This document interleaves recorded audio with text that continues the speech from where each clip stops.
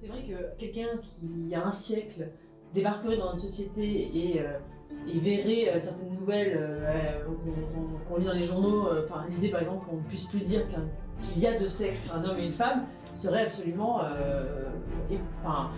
époustouflé. Et je pense que c'est vraiment une caractéristique de notre temps, quoi. C'est une espèce de promotion du mensonge.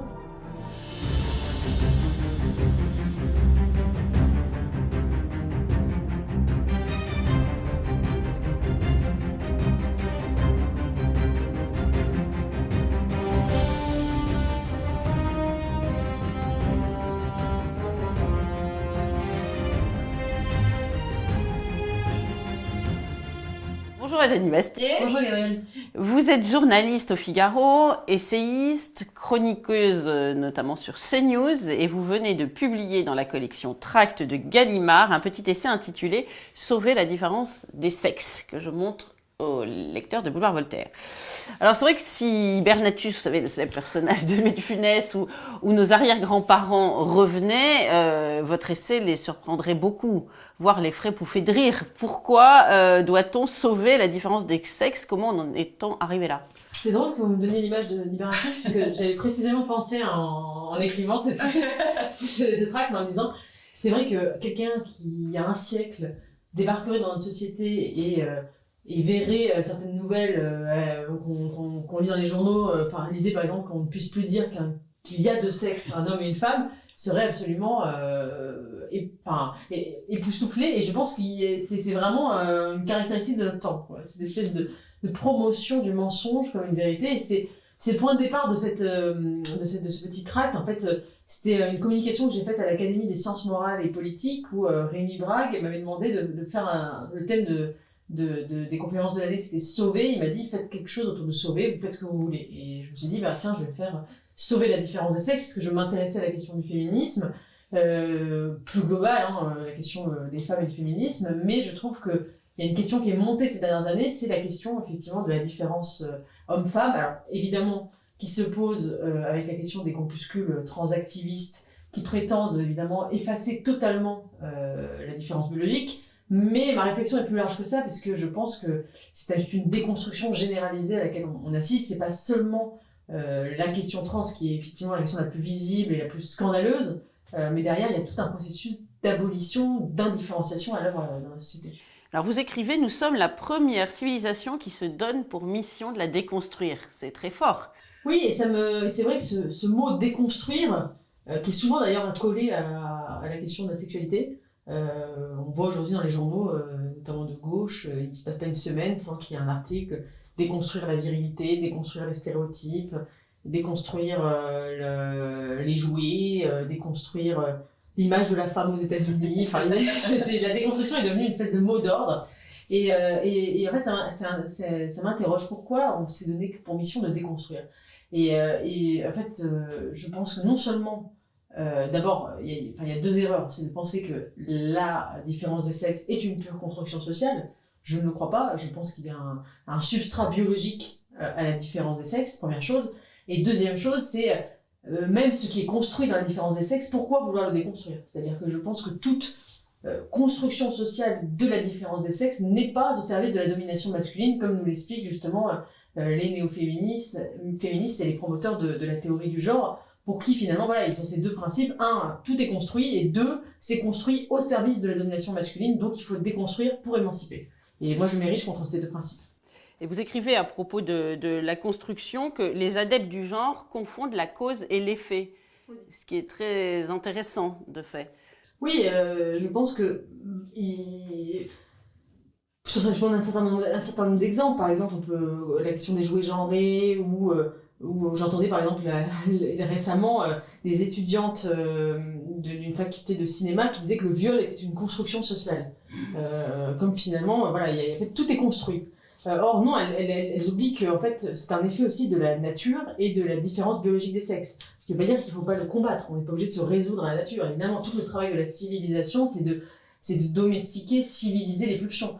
Mais de dire que c'est une construction sociale là où il y a un penchant naturel, notamment un penchant à la violence masculine, qui est indéniable. Le fait que 90% des prisonniers en France, des hommes en prison, soient des hommes, ou que effectivement les 90% des homicides soient commis sur des hommes par des hommes, eh bien, effectivement, il y a une violence masculine. Simplement, je pense qu'elle n'est pas le fruit d'une pure construction sociale, que c'est l'inverse. En fait, les néo-féministes sont rousseauistes. Elles pensent que l'homme est naturellement bon et que c'est la société qui le corrompt et qui fabrique, qui façonne ses instincts mauvais, notamment à l'égard des femmes. Moi, je pense l'inverse. Je pense que la nature de l'homme est duale et qu'il y a des pulsions animales dans l'homme et que tout le travail de la civilisation, c'est de les civiliser, de les polir et de mettre à distance justement la pollution. Alors vous citez une construction positive qui m'a amusée. Vous parlez des grands singes que vous comparez aux hommes et vous dites les femelles sont maternelles, mais les mâles pas du tout. Donc finalement la paternité c'est peut-être une construction, mais c'est une bonne construction, l'instinct, le sentiment paternel. Tout à fait. Je cite le primatologue France Deval qui a écrit un livre passionnant qui s'appelle Différent, le genre vu à travers les grands primates. En fait, il montre que il y a un certain nombre d'instincts qu'on retrouve chez les primates, donc qui ne sont pas une construction sociale, et notamment la maternité, le fait que si vous mettez par exemple un bébé singe dans une cage avec un mâle singe et une femelle singe, c'est la femelle singe qui va s'en occuper immédiatement, et le mâle, vous pouvez le mettre dedans, il s'en occupera pas au début, et puis peut-être au bout d'un moment il sera tellement fatigué par les cris qu'il va commencer à s'en occuper. Et lui il dit en fait la paternité, l'homme est le seul mammifère qui a inventé la paternité, et c'est une bonne construction sociale, et notamment par le mariage, puisque le mariage crée des pères qui n'existent pas dans la nature. Puisque mater certa est, la mère est sûre, on sait qui est la mère de l'enfant puisqu'elle l'accouche, on ne sait pas qui est le père. Et le mariage instaure la paternité, la présomption de paternité, et donc c'est une construction sociale qui fabrique des pères et qui est du coup positive. Enfin après, voilà, les féministes ont oublié d'ailleurs à quel point le mariage a été quelque part une avancée pour les femmes. Bien sûr. En les libérant de la polygamie, de la répudiation, le mariage monogame a été une avancée. Alors vous dites que le trans est devenu la figure tutélaire de la nouvelle révolution du genre, comme l'ouvrier l'était à la révolution marxiste. En fait, c'est un héritage quand même dans sa conception des grandes utopies du XXe siècle. Oui, et je pense que c'est une utopie, le genre est une utopie de substitution. C'est-à-dire qu'effectivement, on est à la fin du marxisme, on ne peut plus changer la vie, vous savez, c'était le slogan de Mitterrand en 80, et bien on peut changer son genre finalement. Il y a un refuge dans la vie privée de l'échec de la transformation sociale et politique. Et je crois que la théorie du genre devient une utopie de substitution pour des Occidentaux qui ont tellement ancré dans leur esprit l'idée de progrès qu'ils ne peuvent pas y renoncer. Comme le progrès social n'existe plus, le progrès économique atteint ses limites, eh bien, on se réfugie dans un progrès sociétal et faute de changer la vie, on change son genre, on change sa sexualité, on se crée un propre récit de soi. Et je crois vraiment fermement que voilà, c'est une utopie de substitution, et le trans est finalement la figure ultime de l'individu postmoderne, libéré de toute attache, libéré de toute appartenance, qui s'engendre lui-même, qui finalement voilà, abolit la dernière limite, qui était le dernier non-choix, qui est le fait de naître dans un corps et de pouvoir choisir l'endroit où on est. Et bien, il y a cette abolition de la limite qui est un mensonge, d'ailleurs, parce qu'on ne peut pas véritablement changer en réalité de sexe. Alors, il y a 10 ans, c'était la manif pour tous, et on disait à l'époque, la théorie du genre, c'est un fantasme. J'ai fait des recherches sur Internet, il y a beaucoup de titres de cette époque-là sur ce sujet, des journaux de gauche qui disent c'est un fantasme. Et c'est assez incroyable. On tracte un article du Monde d'universitaires qui avaient dit, qui avaient critiqué justement les gens autour de la manif pour tous, qui critiquaient la théorie du genre. À l'époque, il y avait Najat Vallaud-Belkacem qui était ministre du droit des femmes et qui avait mis en place les ABCD de l'égalité à l'école, qui était le premier entrisme de ces gender studies à l'intérieur des institutions éducatives. Ces universitaires disaient, eh bien voilà, il y a les anti-sciences au nom du bon sens critiquent la science qui est la théorie du genre. Et je trouve que en 10 ans, on a vraiment changé, je trouve, de point de vue, parce que maintenant il y a de plus en plus de scientifiques qui disent qu'en fait la théorie du genre et les gender studies sont anti-scientifiques, puisqu'elles nient la biologie, elles nient la réalité biologique de la différence des sexes. Et il y a de plus en plus de voix qui s'élèvent, notamment aux États-Unis, même parmi des libéraux pro-science qui considèrent que maintenant, ça suffit, quoi. Les gender studies sont partis trop loin dans un délire complètement abstrait et que effectivement, elles sont anti-scientifiques. Et donc, je trouve que quelque part, il y a une évolution sur ce sujet qui me semble aller dans le bon sens. Alors vous écrivez aussi, et c'est très impressionnant de fait, que les grandes multinationales ont fait de cette théorie du genre leur credo. Et vous dites que le capitalisme est inclusif par essence. Oui, bien sûr. Parce que l'envers de la déconstruction, c'est l'inclusion. C'est-à-dire d'abord on déconstruit, ensuite on inclut. Une fois qu'on a déconstruit les Legos, on les inclut tous dans un grand tout, sans tronc commun. Et je pense que c'est effectivement que la logique capitaliste s'accommode très bien de cela parce qu'elle a besoin d'augmenter les parts de marché. Et si vous avez par exemple la mode homme, la mode femme et la mode transgenre, ça vous ajoute un segment, un créneau, etc. Et je pense effectivement que c'est pour ça aussi que les grandes multinationales, on le voit, sont extrêmement en pointe quand il s'agit de récupérer le mouvement LGBT, etc. Parce que déjà, ce n'est pas du tout en contradiction. Ça ne remet en rien en contradiction leur modèle, mais ça le sert aussi.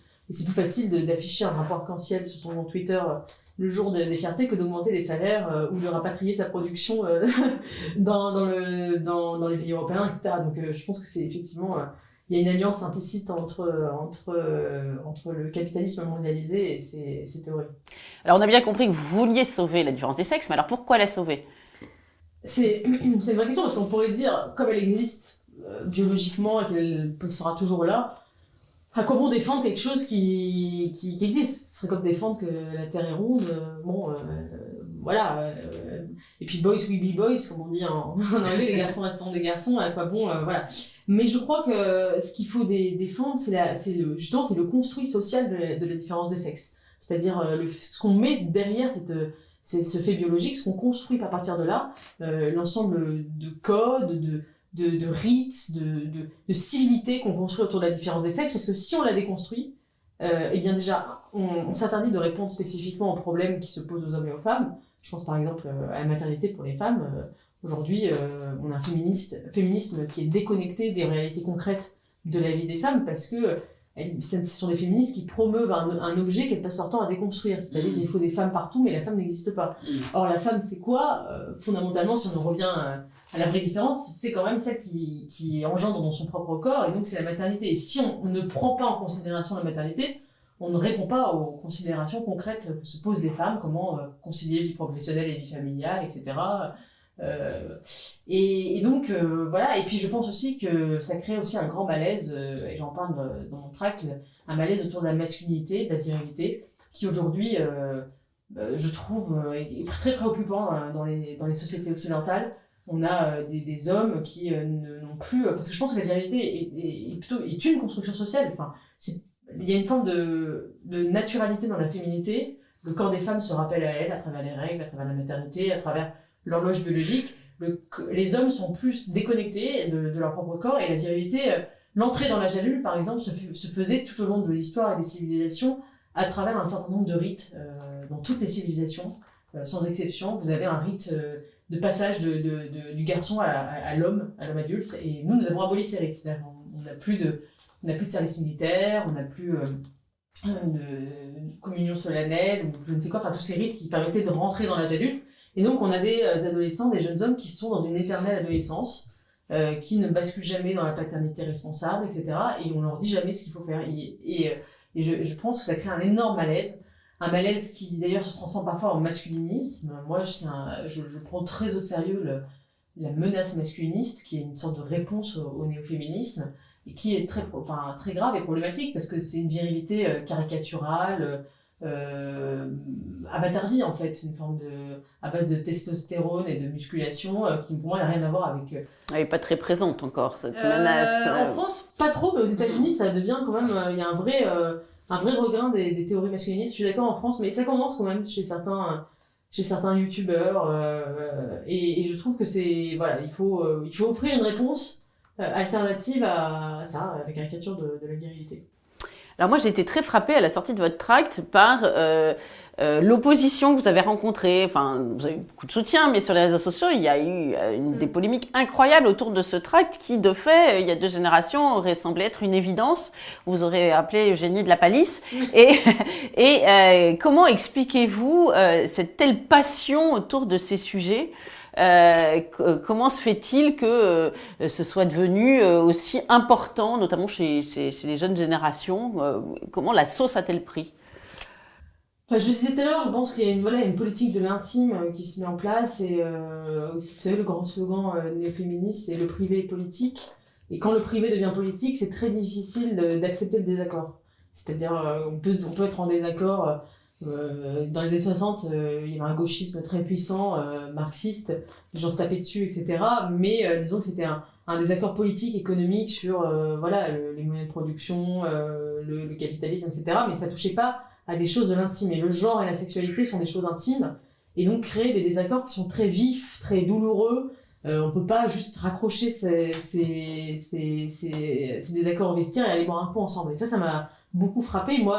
Moi qui étais à Sciences Po il y a une dizaine d'années, je me souviens, ces théories commençaient à arriver, la théorie du genre, etc. à Sciences Po. Et c'était l'occasion de débats très très vifs avec des camarades. Et j'ai même perdu des amis à cause de ça parce que ça touchait leur intime. Elle disait, en fait, si vous n'êtes pas d'accord avec moi sur ces questions, tu renies ce que je suis, mon identité, etc., mon orientation sexuelle. Et donc, ça crée des débats très très vifs parce que on considère que le désaccord n'est pas possible parce qu'il touche à l'intimité des personnes. Et je trouve que c'est très dangereux parce que on installe une forme de... Enfin, il y a une seule opinion autorisée et on le voit aujourd'hui, la violence, par exemple, que subissent celles que les trans activistes appellent les TERF, les Trans Exclusionary Radical Feminists, c'est-à-dire les féministes radicales qui excluent les trans, enfin, selon leur dialectique. C'est une violence inouïe. Et moi encore, je reçois pas ce qu'elles reçoivent en termes d'insultes, d'injures, d'intimidation. Donc oui, c'est un débat très très vif et je regrette qu'on puisse pas parler rationnellement, courtoisement de ces sujets. Alors, on a vu qu'en Écosse, une polémique autour d'un trans qui s'est retrouvé dans une prison pour femmes a quand même poussé Nicole Sturgeon vers la sortie. Est-ce que vous pensez que c'est un enjeu politique et que potentiellement nos politiques devraient regarder ça de près alors que de fait ils sont assez tolérants avec cette théorie du genre? Oui, je crois que il y a aujourd'hui c'est une question notamment aux États-Unis dans la sphère anglo-saxonne très importante, une question de guerre culturelle. Quand vous voyez quelqu'un comme DeSantis en Floride qui a beaucoup axé sa campagne sur ce sujet et qui a rallié un certain nombre de gens, y compris à gauche, qui trouvaient ça aberrant. Donc oui, c'est un point. Je pense que ça heurte tellement le bon sens commun que effectivement c'est un point d'exaspération politique. Après, je voudrais aussi mettre en garde, par exemple aux États-Unis, maintenant il y a une espèce de mouvement inverse de backlash avec des super conservateurs américains évangéliques qui deviennent absolument hystériques sur cette question et maintenant même une drag queen qui ne se dit pas trans et qui se déguise jetant en femme, ça devient un truc intolérable, y compris quand c'est dans des bars spécialisés, etc. Donc je pense qu'il y a aussi un phénomène inverse en fait de survaloriser, de surcristalliser ces sujets qui en fait par mimétisme avec l'extrême gauche woke. Il faut faire attention aussi à se préoccuper aussi de ce qui intéresse concrètement les gens. Je veux dire, les questions trans restent ultra minoritaires et encore une fois, c'est pas l'objet. Enfin, moi, je pense que ce qui est plus grave et plus dangereux, c'est la déconstruction systématique de la différence des sexes, l'absence de modèle qu'on propose aux petits garçons et le retard, par exemple. Enfin, le malaise masculin, le fait que, par exemple, les petits garçons aujourd'hui ont en moyenne 1 an de retard sur les petites filles dans les pays de l'OCDE, parce qu'à l'école, effectivement, ils sont de plus en plus largués. Ça devrait être une cause publique. La question trans, à mon avis, est plus un révélateur du malaise qu'un véritable menace profonde. Merci Eugénie Bassier. Donc je rappelle le titre de votre tract, Sauver la différence des sectes chez Gallimard. Merci d'être venue jusqu'à nous. À bientôt Eugénie.